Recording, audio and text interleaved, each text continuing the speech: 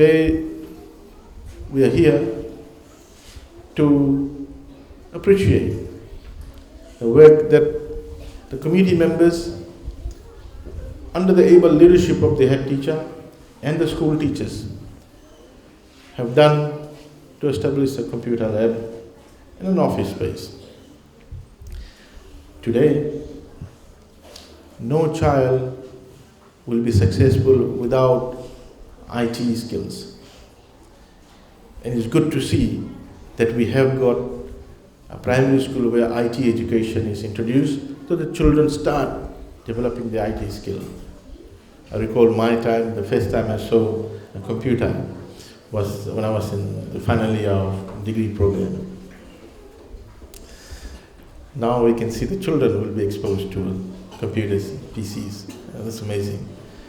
We will continue to have more resources allocated. I want to thank the Government of India for providing us with 5,000 tablets, which should be here next week, which we want to distribute to schools which do not have any laptop or PC.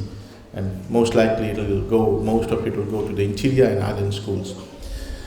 So we want to bring equity among schools. We want to ensure that the infrastructure is same, primary school in Vidya, Lao, Sawas, etc. have the same facilities as Tuva Primary School. We will do all our best to ensure that the equity is there at least in the next 3 to 4 years' time. I want to again thank the members of the community. Fiji has a unique model in terms of the community groups, the faith-based groups. They construct the schools while the ministry provides the operating budget and the teachers and the curriculum. This is unique in the whole world.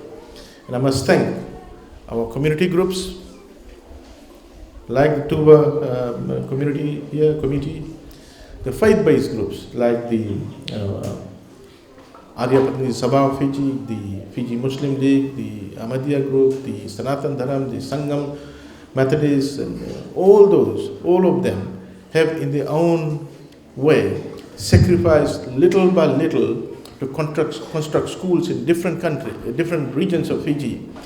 But none of the schools are exclusive for the particular faith group. Every school in this country is open to any children, immaterial of what ethnic group they belong to, what religious belief they hold, or what gender they are from. That's the beauty about this country. That's the beauty of this country.